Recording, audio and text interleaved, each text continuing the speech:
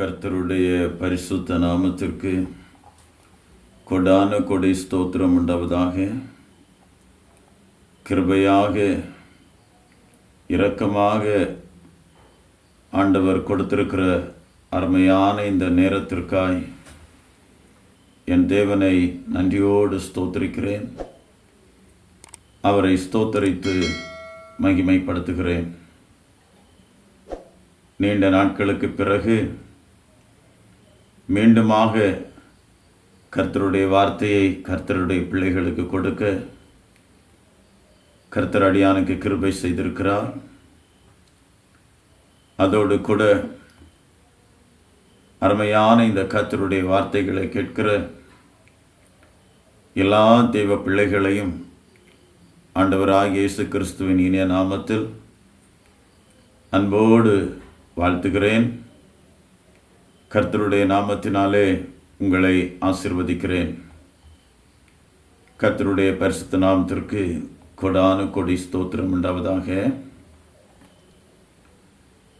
இன்றைக்கு நம்முடைய செய்தியின் தலைப்பு கலிலேயா. வேத புஸ்தகத்தில் கலிலேயாவை குறித்து அநேக இடங்களில் நாம் படிக்கிறோம்.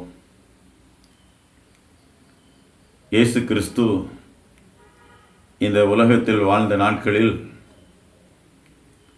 அநேக முறை கலிலேயாவில் காணப்பட்டதையும் சுவிசேஷங்களில் நாம் படிக்கிறோம். கர்த்தருக்கு ஸ்தோத்திரம். கர்த்தருடைய கிருபையினாலே கர்த்தரால் ஏவப்பட்டபடி இன்றைக்கு கலிலேயாவை உங்களுக்கு முன்னாடி வைக்கிறேன். கலிலேயா, கர்த்தருக்கு ஸ்தோத்திரம். கலிலேயா என்பது வேத புஸ்தகத்தின்படி நப்தலியின் மலை தேசமாக காணப்படுகிறது. கர்த்தருக்கு ஸ்தோத்திரம். யோசுவாவின் புஸ்தகம் 20ஆம் அதிகாரம் 7வது வசனத்தை நாம் வாசிக்கும்போது அங்கே சொல்லப்பட்டிருக்கிறது, அப்படியே அவர்கள் நப்தலியின் மலை தேசமான கலிலேயாவில் உள்ள கேதேசையும் எப்ராயிமின் மலை தேசத்தில் உள்ள சீகேமையும் யூதாவின் மலை தேசத்தில் உள்ள எப்ரோன் ஆகிய கீரியாத் அர்பாவையும் ஏற்படுத்தினார்கள். இந்த வசனத்தில் நாம் என்ன படிக்கிறோம்? நப்தலியின் மலை தேசம், அது கலிலேயா என்று படிக்கிறோம். கர்த்தருக்கு ஸ்தோத்திரம். வேத புஸ்தகத்திலும் நிறைய இடங்களில் மலை தேசத்தை படிக்கிறோம். மலை என்று சொன்னாலே அது ஜெப ஜீவியத்திற்கு ஒரு அடையாளமாக காணப்படுகிறது. ஆண்டவர் மோசையோடு சொல்லும்போது கூட மலையின் உச்சியிலே சிகரத்திலே நீ ஏறி வர வேண்டும் அப்படி என்று சொல்லுகிறார். அதுவும் அதிகாலமே ஏறி வர வேண்டும் என்று சொல்லுகிறார்.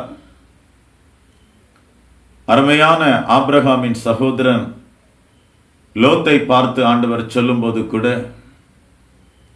அந்த மலைக்கு நீ ஓடிப்போ அப்படி என்று தான் சொல்லுகிறார். பிராணன் தப்ப நம்முடைய வாழ்க்கையிலே ஜெப ஜீவியம் அவசியமாக இருக்கிறது. ஜெப ஜீவியத்தை மலைக்கு ஒப்பாக ஏன் கர்த்தருடைய வார்த்தை நமக்கு சொல்லிக் கொடுக்கிறது? மலையிலே பாதைகள் கரடு முரடாக இருக்கும்.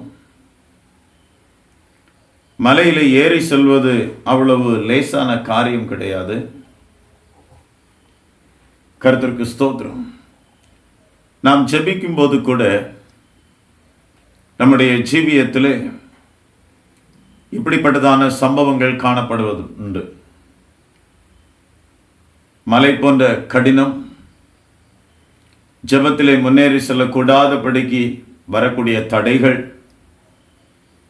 இவைகளெல்லாம் வேத புஸ்தகத்தின்படி மலைக்கு ஒப்பிட்டு காணப்படுகிறது. கர்த்தருக்கு ஸ்தோத்திரம். இப்படிப்பட்ட தடைகளை தாண்டி உச்சியிலே செல்ல வேண்டும். மலையின் உச்சியிலே சிகரத்திலே செல்ல வேண்டும். அப்பதான் அந்த மேகம் வந்து மூடும்.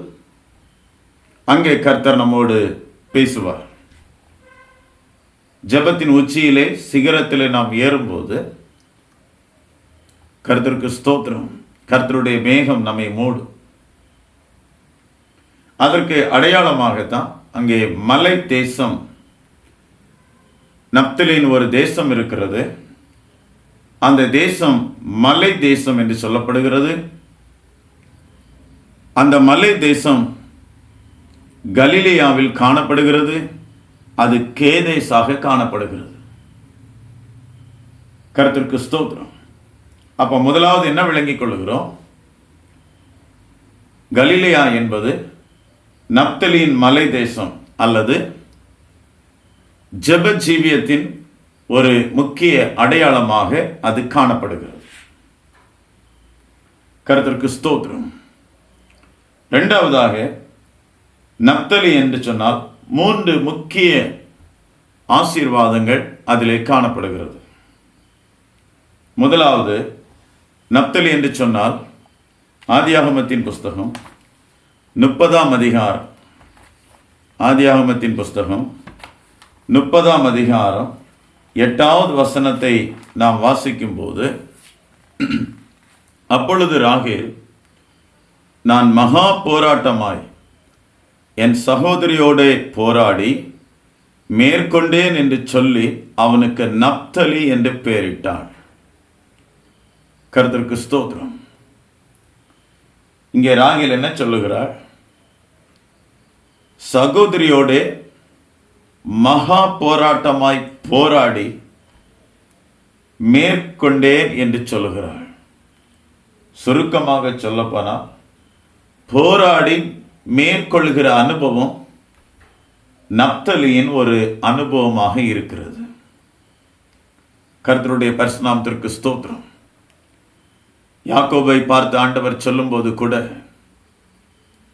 மனிதனோடும் தேவனோடும் போராடி மேற்கொண்டாயே அப்படி என்று சொல்லுகிறார். நப்தலியின் மலை தேசம் ஜெப ஜீவியத்திற்கு ஒரு அடையாளம். இரண்டாவதாக அதிலே காணப்படுகிற ஒரு முக்கிய ஆசீர்வாதம் போராடி மேற்கொள்வது. யாக்கோபு போராடி மேற்கொண்டார். இங்கே நப்தலியின் அருமையான குணாதிசயத்தில் இது சொல்லப்படுகிறது, போராடி மேற்கொள்ளக்கூடிய அனுபவம். அன்பார்ந்த தேவனுடைய பிள்ளைகளே, உங்களுடைய ஜீவியத்திலே மகா போராட்டமாய் போராடி மேற்கொள்ளக்கூடிய ஒரு ஜெப ஜீவியம் காணப்படுகிறதா? கர்த்தருக்கு ஸ்தோத்திரம். இங்கே அருமையான ராகேல் சொல்லுகிறாள், அதுபோல இன்றைக்கு நாமும் நம்முடைய ஆவிக்குரிய ஜீவியத்தில் மகா போராட்டமாய் மேற்கொள்ள வேண்டும். ஏன் மேற்கொள்ள வேண்டும்? ஏன் ஆண்டவர் இப்படி மேற்கொள்ளும்படியாக நமக்கு சொல்லுகிறார்? கர்த்தருக்கு ஸ்தோத்திரம். வேத புஸ்தகத்தில் நிறைய காரியங்கள் இருக்கிறது. நாம் போராட வேண்டும்.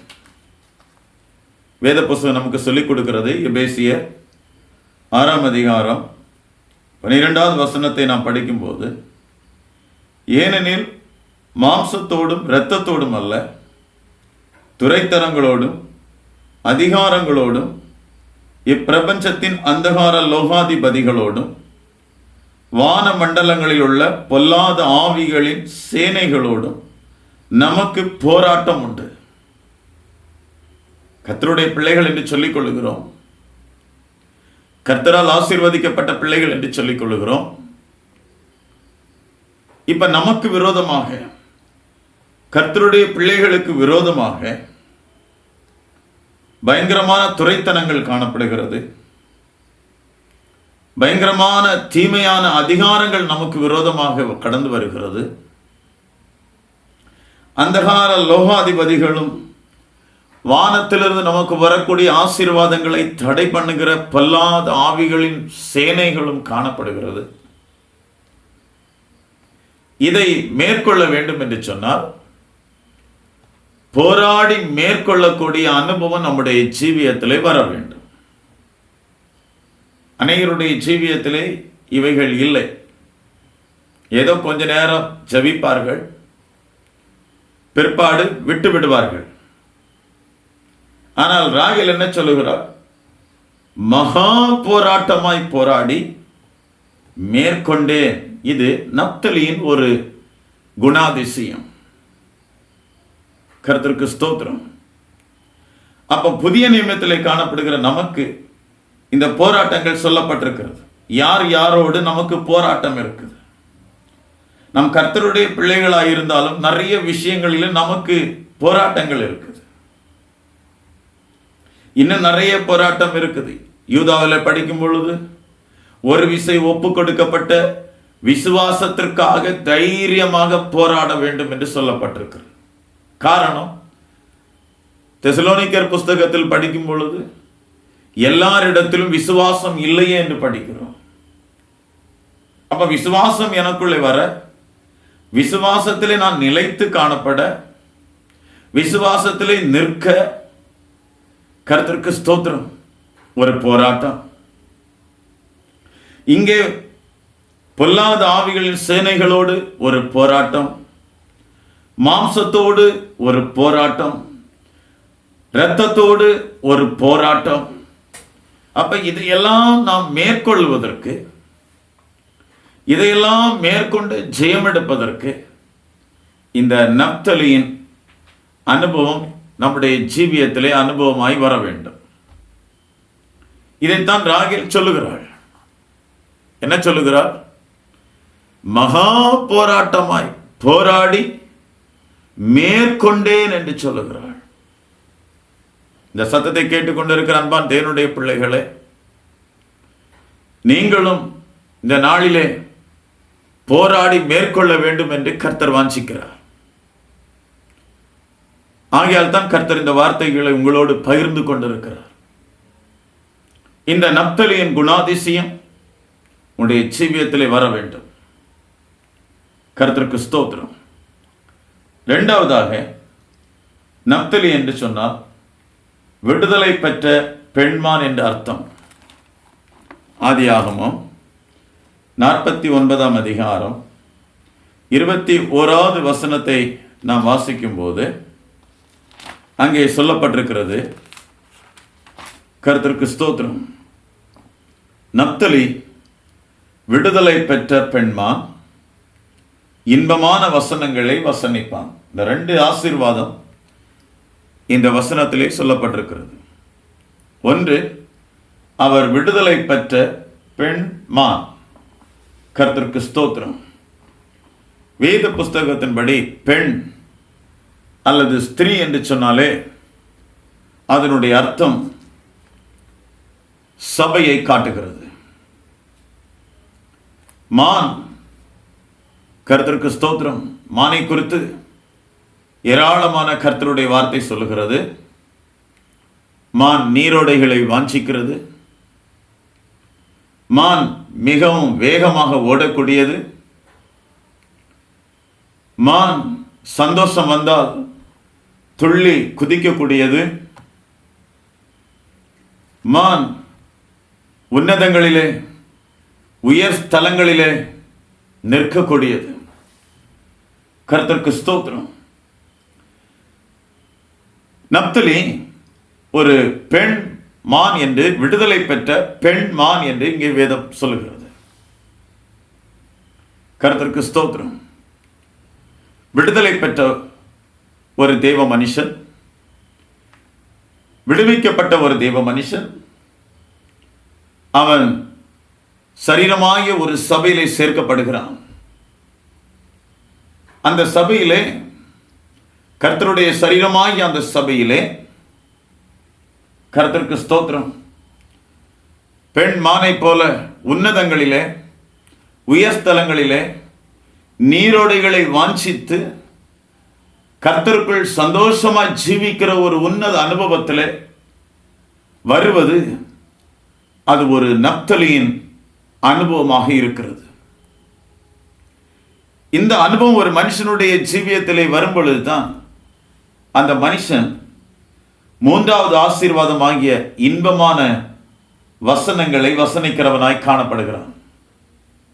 கர்த்தருடைய பரிசுத்த நாமத்திற்கு ஸ்தோத்திரம். அன்பார்ந்த தேவனுடைய பிள்ளைகளே, ரட்சிக்கப்பட்டீர்கள். இயேசு கிறிஸ்துவை உங்களுடைய வாழ்க்கையில் நீங்கள் ஏற்றுக்கொண்டீர்கள். ஆனால் இந்த நப்தலியின் அனுபவம் உன்னுடைய ஜீவியத்திலே காணப்பட்டிருக்கிறதா? ஒரு நிமிடம் சிந்தித்து பாருங்கள்.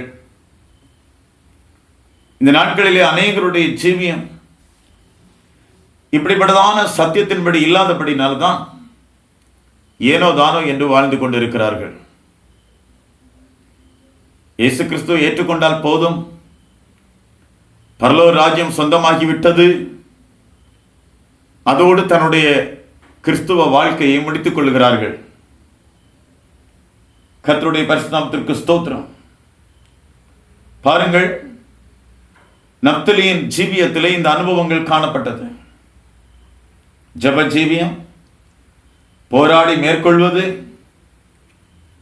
விடுதலை பெற்ற அனுபவம், இன்பமான வசனங்களை வசனிக்கக்கூடிய அனுபவம். இந்த அனுபவங்கள் எல்லாமே கலிலேயாவில் காணப்படுகிறது. கர்த்தருடைய பரிசுத்த நாமத்திற்கு ஸ்தோத்திரம். காரணம், விடுதலை பெற்றவர்கள் காணப்படுகிற ஒரு இடம்தான் கலிலேயா. இன்னைக்கு நீங்களும் நானும் விடுதலை பெற்ற ஒரு ஜனமாய் காணப்பட்டால் நிச்சயமாக இந்த கலிலேயாவின் அனுபவத்தில் காணப்படுவோம், அல்லது நப்தலியின் மலை தேசத்தில் காணப்படுவோம். கர்த்தருடைய பரிசுத்த நாமத்திற்கு ஸ்தோத்திரம். அதனால்தான் இயேசு கிறிஸ்து அதிகமாக இந்த கலிலேயாவில் சஞ்சரித்ததை சுவிசேஷத்தில் நாம் படிக்கிறோம். தேவ பிள்ளைகளே, இயேசு கிறிஸ்து இந்த கலிலேயாவின் அனுபவத்தில் காணப்படும் பொழுது நீங்களும் நானும் ஏன் காணப்படக்கூடாது? கர்த்தருக்கு ஸ்தோத்திரம். மூன்றாவதாக, கலிலேயாவில் காணப்பட்ட இன்னொரு அனுபவம், அங்கே அடைக்கல பட்டணம் காணப்பட்டது. கலிலேயாவில் கேதேஸ் என்ற இடத்திலே அடைக்கல பட்டணம் காணப்பட்டது. யோசுவாவின் புஸ்தகம் 21ஆம் அதிகாரம் 32வது வசனத்தை நாம் வாசிக்கும் போது அங்கே சொல்லப்பட்டிருக்கிறது, நப்தலி கோத்திரத்திலே கொலை செய்தவனுக்கு அடைக்கல பட்டணமாக கலிலேயாவில் உள்ள கேதேசையும் அதன் வெளிநிலங்களையும், அம்மோத்தாரையும் அதன் வெளிநிலங்களையும், கர்தானையும் அதன் வெளிநிலங்களையும் கொடுத்தார்கள். இந்த பட்டணங்கள் 3. கர்த்தருக்கு ஸ்தோத்திரம். கலிலேயாவில் மூன்றாவதாக காணப்படுவது அடைக்கல பட்டணம். பழைய நியமத்திலே யோசுவா தேசத்தை பங்கிடும் பொழுது 3 அடைக்கல பட்டணங்களை நீ பிரித்து வைக்க வேண்டும் என்று கர்த்தர் சொன்னார். இந்த அடைக்கல பட்டணம் எதற்காக? யோசுவாவின் புஸ்தகம் 20ஆம் அதிகாரம் 2, 3, 4 வசனங்களை படிக்கும் பொழுது ஆண்டவர் தெளிவாக சொல்லுகிறார், அறியாமல் கைப்பேசகாய் ஒருவனை கொண்டவன் ஓடி போயிருக்கும்படி கர்த்தருக்கு ஸ்தோத்திரம், அவன் காப்பாற்றப்படுவதற்கு ஒரு அடைக்கல பட்டணத்தை நீ ஏற்படுத்திக் கொள்ள வேண்டும். கர்த்தருக்கு ஸ்தோத்திரம்.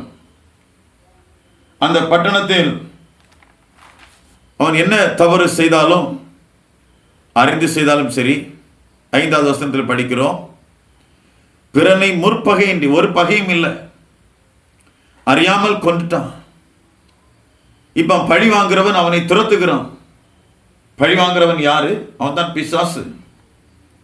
ஒருவேளை நம்முடைய ஜீவியத்தை நாம் தெரியாமல் தப்பு பண்ணிட்டோம், அறிந்து செய்யல, தெரியாம தான் தப்பு பண்ணிட்டோம். ஆனா சத்ரு என்ன செய்கிறான்? அது நிமித்தம் நம்மை கொல்லும்படியாக, பழி வாங்கும்படியாக நமக்கு பின்னாடி ஓடி வருகிறான். இப்ப அந்த சத்ருவின் கைக்கு நம்மை தப்புவிக்கும்படியாக ஆண்டவர் ஒரு அடைக்கல பட்டணத்தை உண்டு பண்ணும்படியாக சொல்லுகிறார். புதிய ஏற்பாட்டில் அந்த அடைக்கலம் இயேசு கிறிஸ்துவாக காணப்படுகிறார். கர்த்தருக்கு ஸ்தோத்திரம். அந்த 3 அடைக்கலம் பிதா, குமாரன், பரிசுத்தாவியானவருக்கு ஒரு அடையாளமாக காணப்படுகிறது. கர்த்தருக்கு ஸ்தோத்திரம். ரூத்தின் புஸ்தகத்தில் படிக்கும் பொழுது கூட போவாஸ் அதை ஞாபகப்படுத்தும் வண்ணமாகத்தான் சொல்லுகிறார். இஸ்ரவேலின் சட்டைகளின் கீழ் அடைக்கலமாய் ஓடி வந்த உனக்கு அவராலே நிறைவான பலன் கிடைப்பதாக. கர்த்தருடைய பரிசுநாமத்திற்கு ஸ்தோத்திரம்.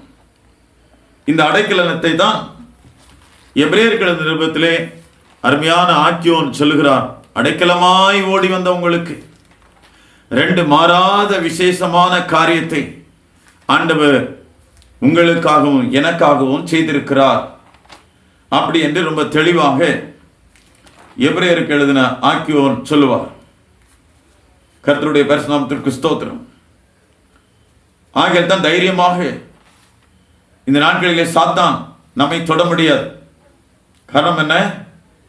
நமக்கு அடைக்கலம் இயேசு கிறிஸ்து காணப்படுகிறார். அவர் மாறாதவராய் காணப்படுகிறார். பழைய நியமத்தில் அந்த பிரதான ஆசாரியன் அவன் மரித்து விட்டான் என்று சொன்னார். அதற்கு பிற்பாடு அவனை பழிவாங்குவன் எங்கே பார்த்தாலும் கொண்டு விடலாம். நம்முடைய ஆண்டவர் பிரதான ஆசாரியர், கர்த்தருக்கு ஸ்தோத்திரம், அவர் மரித்தார், 3ஆம் நாளிலே உயிர் தெழுந்து இன்றைக்கும் பிதாவினுடைய வலது வாரிசத்தில் வீற்றிருக்கிறார். ஆகியால் தான் எந்த சத்துருவும் நம்மை தொட முடியாது, பழிவாங்குறவன் தொட முடியாது. அதற்கு ஒரு அடைக்கல பட்டணத்தை ஏற்படுத்திக் கொள்ள வேண்டும். அந்த அடைக்கல பட்டணம் தான் கலிலேயா. கர்த்தருடைய பரிசுநாமத்திற்கு ஸ்தோத்திரம். உயிர் தெழுந்த இயேசு கிறிஸ்து கூட அந்த கலிலேயாவுக்கு தான் கடந்து செல்கிறார். வாசிக்கலாம். மத்தேயு எழுதின சுவிசேஷம் 28ஆம் அதிகாரம் 7வது வசனத்திலே ஆண்டவர் மிக தெளிவாக சொல்லிக் கொடுக்கிறாரு. தம்முடைய சீசர்களை பார்த்து ஆண்டவர் தெளிவாக சொல்லுகிறாரு. என்ன சொல்லுகிறார் தெரியுமா? நீங்கள் முன்னாடி செல்லுங்கள், அங்கே என்னை காண்பீர்கள் என்று சொல்லுகிறார். 7வது வசனத்திலே, சீக்கிரமாய் போய் அவர் மரித்தோரிலிருந்து எழுந்தார் என்று அவருடைய சீசர்களுக்கு சொல்லுங்கள்.